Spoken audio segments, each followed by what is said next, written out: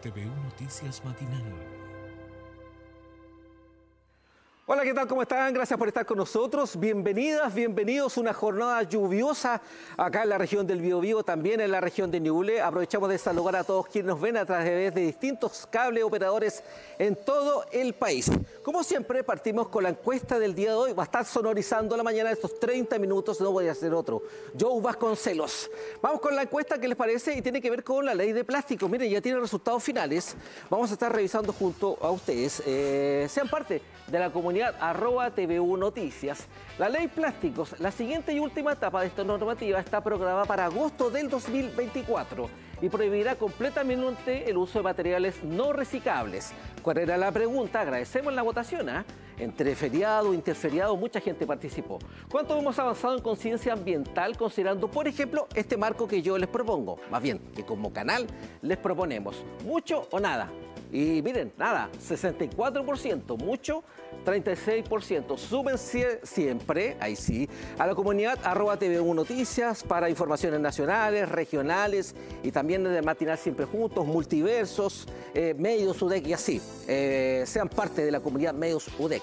Vamos a ir avanzando en las informaciones y en esto que tiene que ver bastante con lo que vamos a ver un ratito más. Ya se encuentran acá en estudios la ministra Jara, ministra del Trabajo, y el ministro de Hacienda, Mario Marcel. Y esto tiene que ver con el Fondo de Reconstrucción y en el medio, lamentablemente, de la desvinculación de varios trabajadores de Fanalosa en Penco. Partimos así esta edición matinal con el informe de Flavio Aranea. Un verano difícil de olvidar es lo que mantienen en la retina miles de familias de la región del Biobío que se vieron afectadas por los incendios forestales que este 2023 abarcaron cerca de 3 meses de combate. Según los datos proporcionados por la Corporación Nacional Forestal, en la provincia de Concepción se quemaron 33.604 hectáreas, mientras que en la provincia de Arauco fueron afectadas 7.340 hectáreas. Finalmente, en la provincia de Biobío se quemaron 140.845 hectáreas, dejando un total para la región de 181.789 hectáreas quemadas por los incendios forestales. Durante esta jornada, las autoridades de gobierno se reunieron para analizar y proyectar la reconstrucción, pero también en temáticas de prevención. Le hicimos seguimiento justamente a cuántas eran las viviendas, que son las viviendas que ya cumplen con todos los requisitos, que son más de 500 viviendas, o sea, que tienen sus títulos de propiedad, que están listas para poder acceder a los subsidios. Algunas de ellas ya tienen subsidio, hay algunas de ellas que son casi 30 viviendas que ya empezaron la construcción de las mismas. Hemos avanzado en la entrega de subsidios, más de 260 subsidios ya entregados. También hemos avanzado en el proceso de habilitación de familias para que cumplan con las condiciones normativas para poder entregar este subsidio. Pero además ya tenemos varios inicios de obra, 18 inicios de obras, y esta semana proyectamos sumar 7 más. Tenemos ya viviendas también que pertenecían también, se cruzaban con un proyecto del plan de emergencia, que ya son 4 viviendas que ya van a ser prontamente entregadas, que tienen más de un 98% de avance. Tenemos también una vivienda industrializada entregada en la comuna de Tomé. Bueno, como balance, nosotros para incendios forestales hemos ya entregado a 4.786 personas los bonos de reactivación productiva. Estos eran bonos de 1 millón de pesos y de 3 millones que ya han sido asignados a la totalidad de las personas. Esto, aparte de la entrega de alimentos que ya hemos hecho cerca de 3.000 personas, más de 1.000 toneladas de alimentos que hemos entregado durante los primeros días del incendio y ya también cuando inició el invierno. En el ámbito laboral, la decisión de la histórica empresa Fanalosa de cerrar su línea de producción en la comuna de Penco trajo como consecuencia el despido de 150 trabajadores, un drástico cambio que sorprendió a las autoridades en esta reunión. Tremendamente devastador, yo creo que para cualquier familia el enterarse de que el sustento de la familia ya no es posible producto de estos despidos. Nosotros no teníamos conocimiento de que la empresa tuviese esta planificación. de cambiar, digamos, parte de lo que estaban produciendo para llevarlo al extranjero, porque esa es la información que tenemos nosotros, que sería países como Ecuador y China. Así que nosotros estamos en alerta con la Dirección del Trabajo, pero también estaremos viendo qué propuestas le podemos hacer a esos trabajadores. Contextos políticos, económicos, temas transversales que tienen en el medio una crisis laboral. Panoramas que surgen cuando el debate sobre cambios en los marcos y asignación de recursos sociales se han tomado las agendas. Matías Schneider va a estar detrás de las reacciones y consecuencias de la desvinculación masiva de trabajadores en el marco de Fanalosa, una empresa histórica, que va a hablar de los Apenco.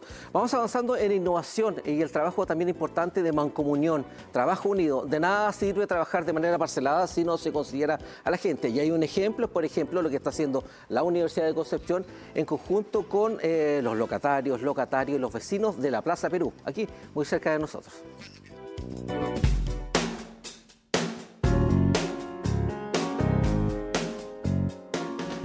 Diagonal Pedro Aguirre Cerda desde las alturas.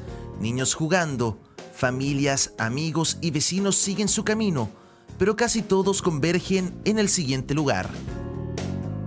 El movimiento es incesante. En esta plaza se conectan Compaycaví, Pedro Aguirre Cerda, Chacabuco y Augusto Dalmar. La mezcla de historia y naturaleza es un símbolo.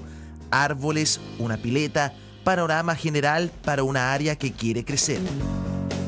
Fue construida el año 1942, posee una estructura de estilo francés y es el paso que une al mundo universitario con el centro de Concepción. Es la Plaza Perú. Territorio que tuvo sus inicios después del terremoto de 1939. Durante décadas el sector ha sido utilizado como centro cultural y de reuniones sociales, punto neurálgico que será modificado. Ampliar espacios, crecer, pero con pertinencia histórica. Aquí parte de los fines que tiene la renovación anunciada por la Municipalidad de Concepción. Proyecto posible gracias al Programa de Recuperación de Espacios Públicos de Alto Valor Social del Ministerio del Interior. Hemos postulado como parte de las iniciativas de recuperación de espacios y donde también la convivencia de las miles de personas que transitan por acá, que trabajan, que viven o que estudian acá cerca de Plaza Perú, entonces se pueda lograr a través de un proyecto que ahora viene en la etapa ya de mayor participación aún. Concepción es uno de los mejores proyectos a nivel nacional porque el lugar donde se concentra la Plaza Perú, donde está instalada acá, convergen todas las visiones de la comuna. El hecho que sea la Universidad de Concepción una vecina, ¿verdad?, de la Plaza Perú, más todo el mundo gastronómico que se ve acá, el mundo de los anticuarios, el fin de semana, toda la gente que cruza por este sector, la verdad es que creemos que está representada toda la región del Biobío allí. La iniciativa cuenta con una inversión superior a los 1.200 millones de pesos. Cualquier proyecto que contribuya a mejorar los cruces peatonales, a abordar la congestión vehicular que se genera acá por un cruce que no está bien establecido hacia la calle Janiqueo, creemos que es muy valorable y nosotros estamos disponibles y atentos para seguir contribuyendo. Una oportunidad que tenemos y que la vemos así, de poder participar en este proceso y de poder retomar el uso del espacio que cierto ha estado un poco dejado de lado por la pandemia, por el mal uso del espacio, que hay hartos vecinos que tienen temas con eso. Entonces ahora que esté este proyecto significa como un nuevo horizonte y que lo vemos con mucha entusiasmo de las cosas que se pueden hacer. Una de las postales de Concepción, sector que es patrimonio, historia, territorios que vuelven a recuperarse y que esperan mantenerse en el tiempo, pero de la mano de la gente, con la opinión de sus vecinos. Los horizontes de la Plaza Perú buscan ampliarse.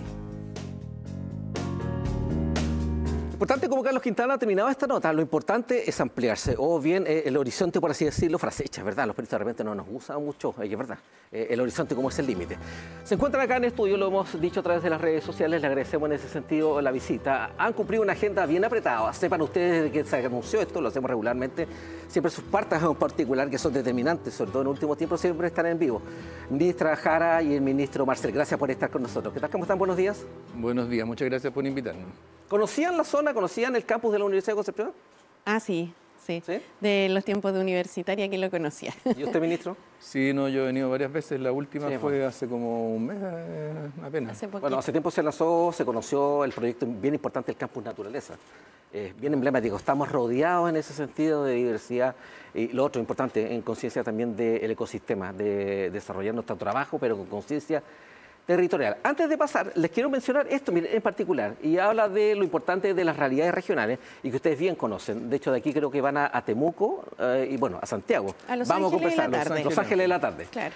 Habla de los 1000 días sin el puente Perales, que hemos llevado varias notas en particular. Miren, el 18 de noviembre del 2020, hace 1000 días, el emblemático puente Perales es un brazo comunicante bien importante, Concepción con Talcahuano, lo que se señala como intercomuna y que aún está con un puente mecano.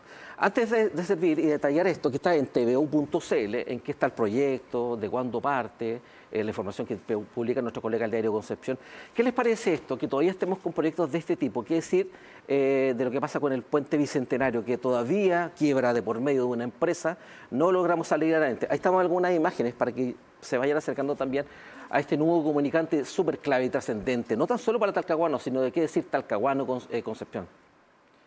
Bueno, muchas veces escuchamos que el empresariado, particularmente en el mundo de la construcción, se queja de que la permisología ha ido demorando mucho la ejecución de los proyectos. Eso es igualmente válido para el sector público. El sector público, los proyectos del sector público también tienen que pasar por todas las instancias de evaluación y de permisos que se aplica a cualquier inversión, además de lo que son los procesos internos del sector público. Esto es algo que ha ido creciendo casi sin notarse, pero al final cuando uno hace el balance se encuentra con este tipo de situaciones. Por eso en el pacto fiscal, dentro de las iniciativas de reforma del Estado, tenemos justamente atacar este tema, racionalizar toda la estructura de permisos, tanto para la obra pública, infraestructura, como para las inversiones privadas, para poder hacer estas cosas mucho más rápido, sobre todo cuando se trata de emergencias como esta. Pero en lo inmediato, entiendo que el pacto fiscal que está en este proceso de comunicación que han hecho ustedes, partieron el lunes a las 7:30 de la mañana, quizás la mente me juegue una mala pasada. Lunes 7:30 de la mañana, ¿cierto? Sí. En vivo lo llevamos nosotros. ¿Cómo agilizar eso en lo inmediato? Le entendí que el pacto fiscal está recién en conversaciones, ya vamos a tocar lo que está pasando en la oposición, para agilizar ahora ya, por ejemplo, este puente y así otras iniciativas o faltas que visibilizaron, por ejemplo, los incendios forestales y los temporales. El mismo presidente Boric estuvo 2 veces en Alto Biobío y ahí tenemos un tema estructural. Los temas de conexiones no son de hace 10, ni 13, ni 14 años, son eternos en Alto Biobío. ¿Y qué decir en estas zonas como Talcahuano? ¿Qué pasa si no hubiese ocurrido el tsunami del 2010? Quizás todavía estaríamos con infraestructura no acorde con los tiempos. Bueno, las necesidades de infraestructura son importantes en Chile. Y tenemos que estar conscientes de que en los últimos años, particularmente en la última década, la proporción del gasto público dedicado a infraestructura ha ido disminuyendo, porque han ido aumentando las presiones de gasto corriente y al final, cuando no tenemos ingresos suficientes para aumentarlo todo, terminamos sacando de alguna otra parte. Entonces, esto es una manifestación de un tema fiscal que es el que ha estado en el centro de nuestra preocupación.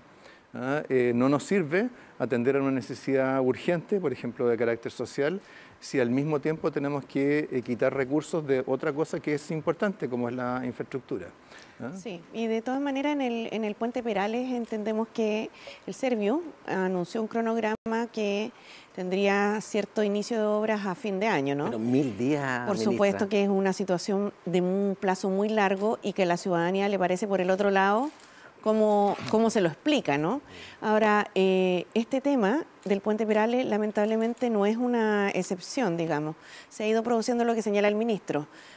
Los trámites se demoran mucho, La pandemia perjudicó también a muchas empresas constructoras y hoy día tenemos una necesidad de ponernos al día porque los recursos con los que contamos son igual que en una casa, recursos escasos. Entonces, si los países lo destinan, en vez de a invertir en este tipo de obras, a presiones por el gasto corriente, como señalaba el ministro, y que son en definitiva presiones de gasto para necesidades también, pero de carácter, no de infraestructura, digamos.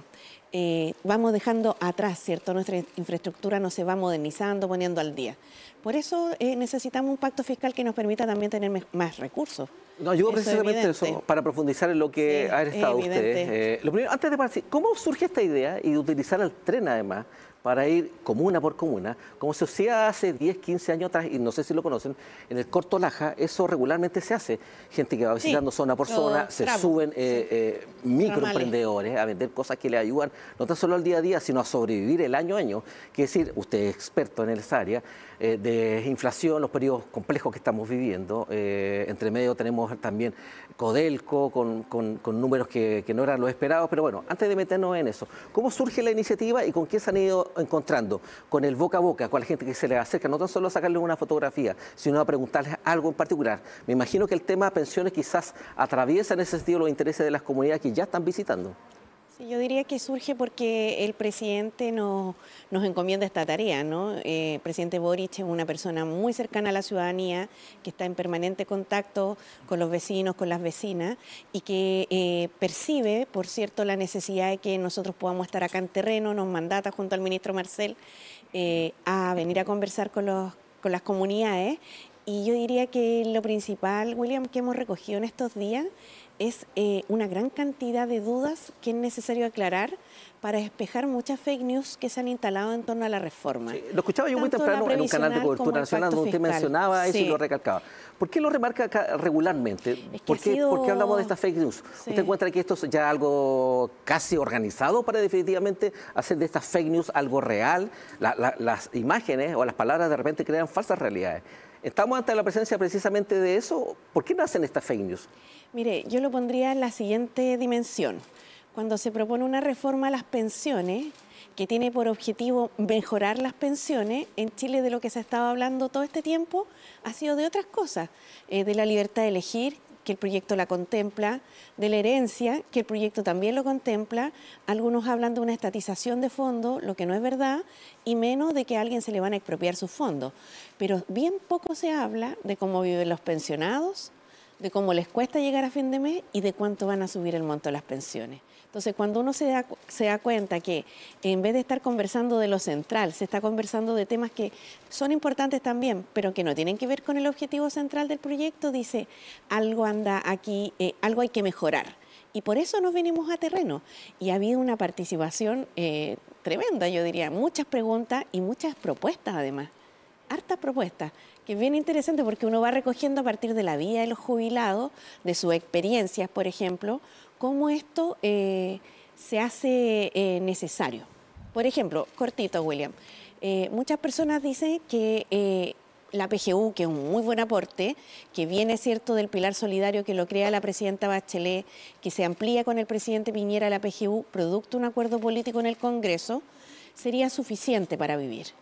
Pero si uno conversa con los jubilados y sabe su realidad, te comentan su realidad, el arriendo, el gasto de la luz, del agua, en los medicamentos, la alimentación, se va a dar cuenta rápidamente que esos 200.000 pesos hoy día no les alcanzan y que hay que aumentar la PGU a 250.000 pesos y hay que crear además un seguro social.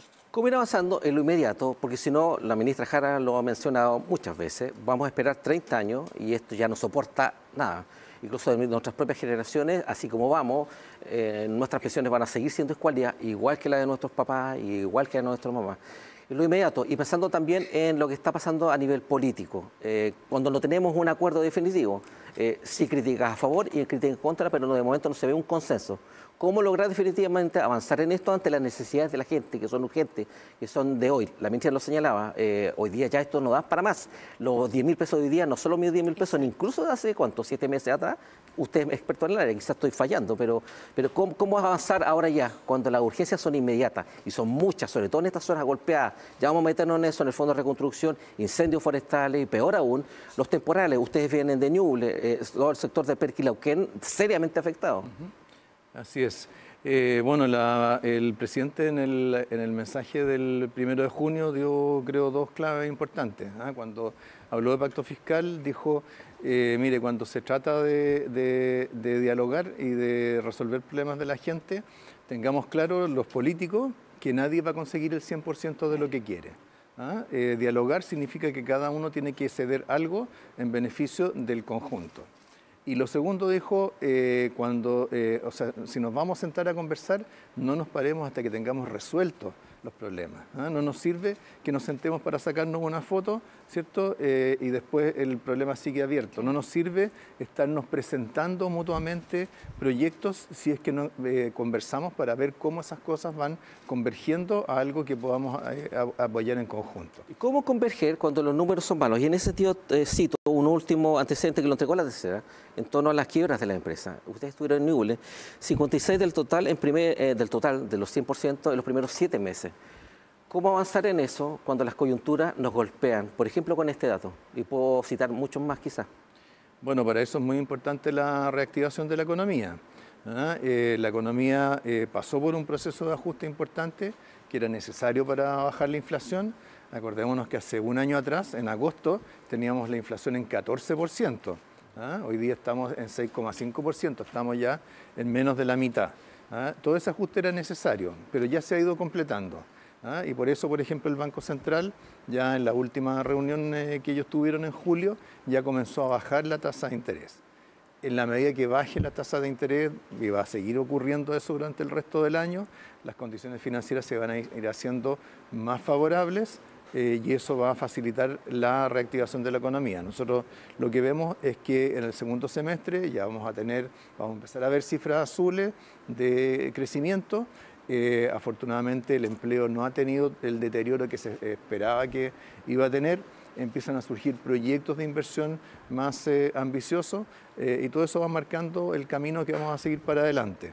Entonces, con eso, ¿cierto? Estos fenómenos como la quiebra de empresas y también, ¿cierto?, los problemas que hemos tenido en la construcción, a propósito del caso que usted citaba, los aumentos de costos de la construcción, que ha hecho quebrar empresas constructoras, abandonar proyectos de inversión de infraestructura. A medida que, ¿cierto?, se alivien las condiciones financieras, todo eso se va a poder ir normalizando. Bien, vamos a hacer una pausa, vamos a seguir conversando con el ministro de Hacienda y la ministra del Trabajo hasta las 12 del día. No, mentira, tienen una agenda un poquito más. Hagamos una pausa, después seguimos conversando con los ministros acá. Estamos en vivo a través de todas las plataformas de los medios UDEC, en particular de TVU.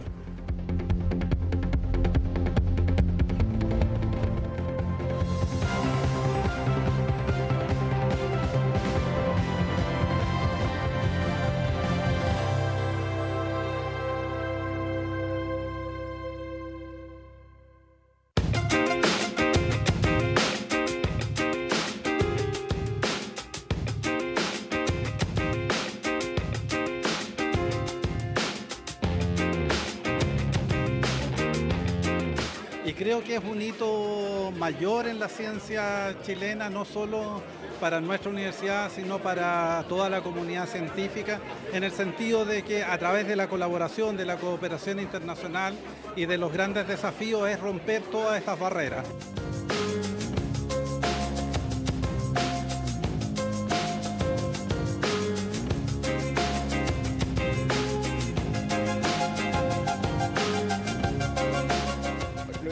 En términos científicos, que ya pusimos parte del primer componente del observatorio allá abajo en la fosa de Atacama, que es el primer observatorio integrado de océano profundo.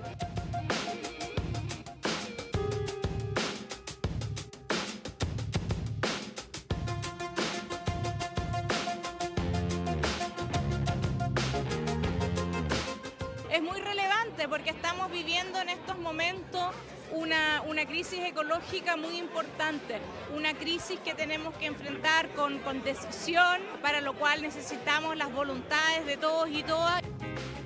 Esto es un hito que marca realmente un punto de inflexión en términos de relevar la investigación que se hace de las regiones a nivel nacional e internacional. Nosotros estamos muy orgullosos, pero también felicitamos enormemente al equipo del IMO que ha llegado, digamos, a establecer las conexiones internacionales para poder llevar a cabo esta hazaña.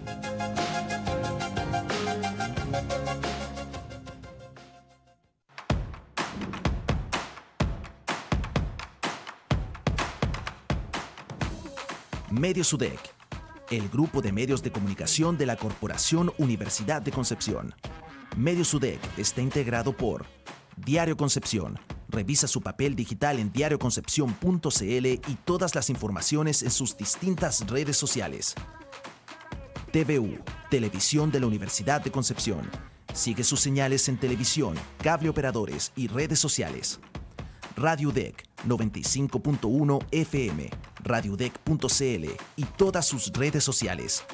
Y La Discusión, el diario más leído de la región de Ñuble, ladiscusión.cl, Radio La Discusión 94.7 FM y sus multiplataformas.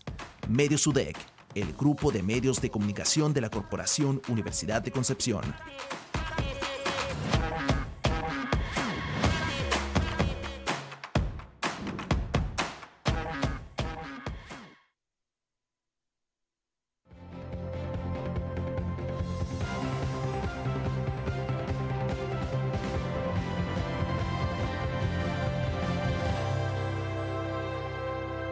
Bien, lo mencionaba yo antes en el on o en el off, no, en el off, antes de entrar con los ministros. Estuvieron en el diario de discusión 3:10 de la tarde con Francisco Martínez, su director. Y esta es parte de los titulares y jornadas y puntos destacados de ambos. Ministro Marcel Jara aterriza reforma de pensiones y pacto fiscal a la realidad de Ñuble.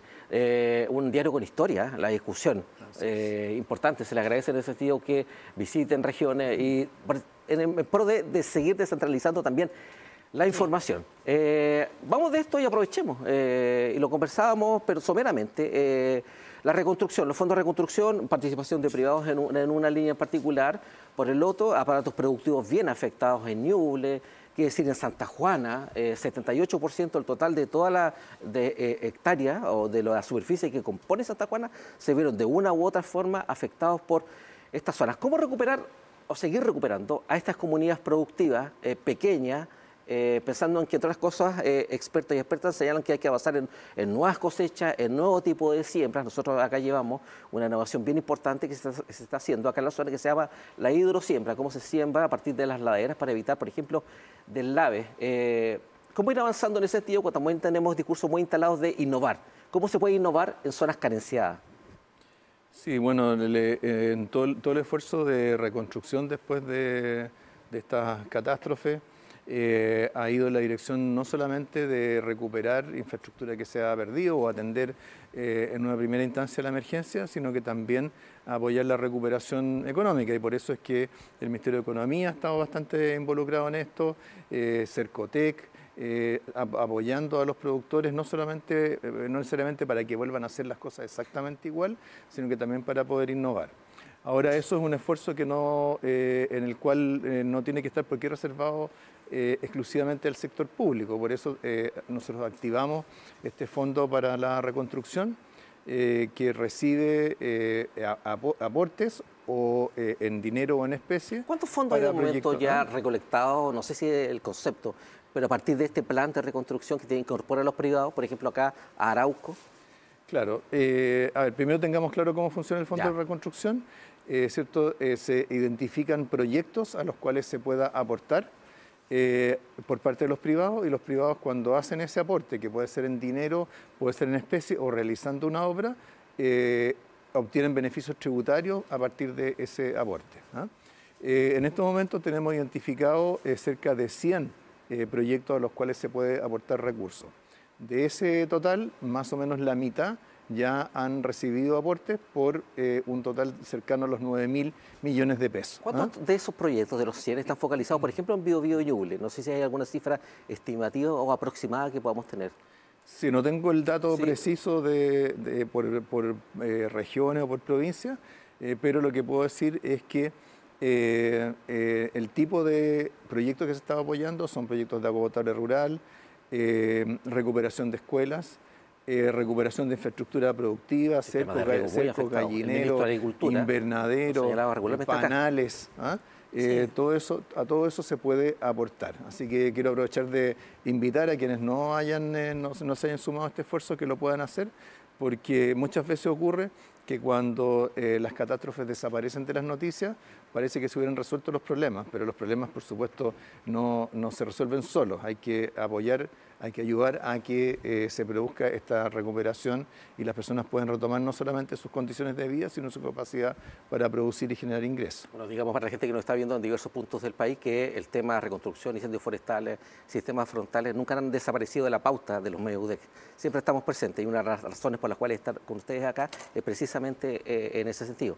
Si no, revisen YouTube, TV1. Esa es la gran ventaja con varias temáticas, que es muy distinto a cómo funciona, por ejemplo, comunicaciones desde las regiones metropolitanas, a lo que se está haciendo en particular acá y en Ñuble. Así es, por eso son tan importantes los medios regionales y parte de nuestra gira tiene que ver justamente con conversar con los medios regionales. La verdad es que ahí es donde se refleja mucho más la realidad de los territorios, que además es donde pasan las cosas, donde se produce, donde se consume, donde se invierte. Es que el centralismo se expresa en todas las áreas, ¿no? Por eso es importante también fortalecer el proceso descentralizador. Para complementar lo señalado por el ministro, está cursando también, junto con el desafío cierto de repensar las áreas productivas y la innovación, un apoyo inmediato a las pequeñas y medianas empresas para retener mano de obra, porque se vieron muy golpeadas después de los incendios y también después de los temporales. Y en ese caso, la región del Biobío está en ambas situaciones, ¿no? Por tanto, las empresas que necesiten contar con un subsidio que los apoye en el pago de los sueldos, y un subsidio que alcanza el 80% del salario mínimo en los primeros 3 meses y el 60% del salario mínimo del mes 4 al 6, o sea, es un subsidio importante durante 6 meses, pueden postular a través de la página web del CENSE. Creo que es importante que las personas que nos ven también sepan que pueden contar los empleadores con este subsidio para retención de la mano de obra. Ministra, en un tema también importante, ahí estamos precisamente, justo calzó el director. Le iba a preguntar sobre esto, el cierre de Fanalosa. ¿Ha tenido conocimiento usted en detalle en particular de esta empresa y estas desvinculaciones? Y en ese sentido, ¿cómo trabajar? ¿Qué herramientas disponer ahora ya para una empresa, antes los APENCO, ayudar en zonas súper afectadas? Penco, ¿qué ha pasado en Tomé cuando el cierre de la planta de Bellavista? ¿Qué se tiene de nuevo en ese sentido para los trabajadores y trabajadoras desvinculadas de Fanalosa?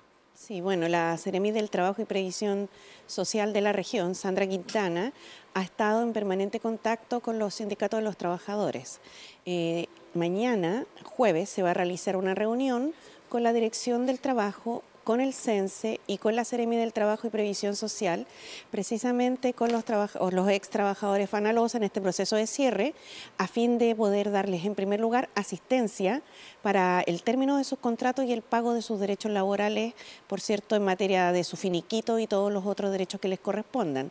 Pero además el CENSE está preparando un programa regional a fin de poder capacitarlos en nuevas funciones que les sirvan para una empleabilidad nueva, porque es evidente que el cierre de esta empresa y muchos años antes el cierre de los APENCO, ¿cierto?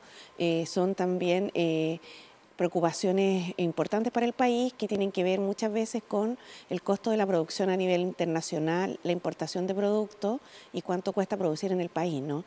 Pero las personas necesitan alternativas y por eso desde el CENSE, que tiene un organismo que se llama Chile Valora, donde se certifican competencias laborales, por ejemplo, para las personas que tienen una determinada habilidad, pero no estudiaron formalmente en un lugar donde le pudieran entregar un diplomado, se le reconocen estas competencias, se le entrega una certificación y se habilita para la búsqueda de nuevos puestos de trabajo. Ministra, no es fácil este proceso, pega humanamente mucho. Sí, y aquí en la zona del carbón, supuesto. Lo que pasó con se vivió antes con el plan de reconversión, que no funcionó para nada. Para ir terminando, sus miradas con respecto a cómo iba avanzando este caso convenio y lo otro, aprovechando también los tiempos, se han anunciado, y usted en particular lo ha detallado bastante, las nuevas medidas y algunas, refrescar la medida en torno a precisamente ir en protección de los recursos fiscales, que son vitales para las ayudas sociales.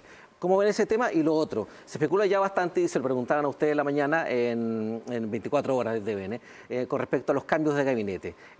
Hay una serie de nombres ya circulando y esto se materializaría o bien en la noche, bueno, pero el ejercicio periodístico, ir directamente a la fuente, ir directamente a ustedes, que son brazos importantes a cargo de ministerios trascendentales para el país. Dos preguntas en una.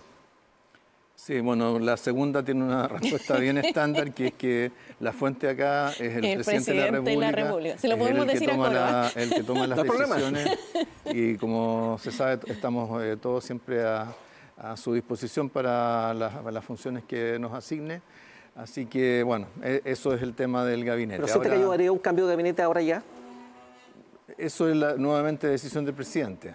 Pero respecto del tema que usted planteaba sobre el caso convenio, yo le diría, mire, para quienes nos dedicamos a asignar recursos en el presupuesto, donde siempre, ¿cierto?, lo que uno trata es de que los recursos rindan, que vayan donde más se necesitan, este tipo de situaciones son particularmente dolorosas.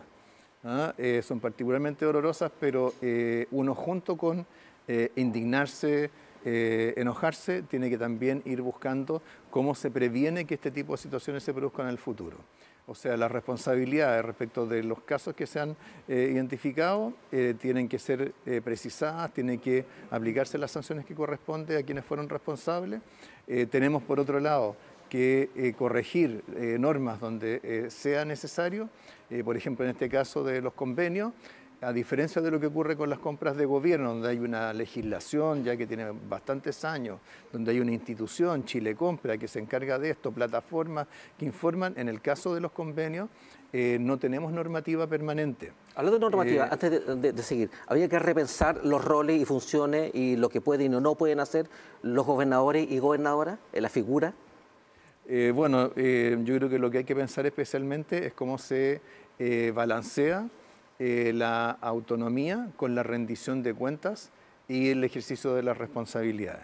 Eso está en buena medida recogido en el proyecto de Regiones Más Fuertes que está en tramitación en el Congreso. Fíjese que ese proyecto lo que plantea es que cuando hay mal manejo financiero, en primer lugar se le pueden suspender aportes del gobierno a un gobierno regional. En segundo lugar, este tiene la obligación de generar un plan de normalización. Si eso no se cumple o no se emite, se puede intervenir el gobierno regional, se puede intervenir la finanza del gobierno regional y eventualmente un ¿Habría que hacerlo acá, siente usted? Eventualmente el gobierno regional del Biobío podría ser destituido por un mal manejo financiero. Y usted ha dado el panorama, se entiende que esto está en manos también de la Fiscalía y también investigaciones internas. ¿Habría que intervenir ya derechamente el gobierno regional de Biobío o las gobernaciones que estén involucradas en pro de transparencia investigativa o cosas de ese tipo? Lo que tenemos que tener claro es que esa facultad de intervenir o de destituir en caso de un mal manejo financiero hoy día no existe.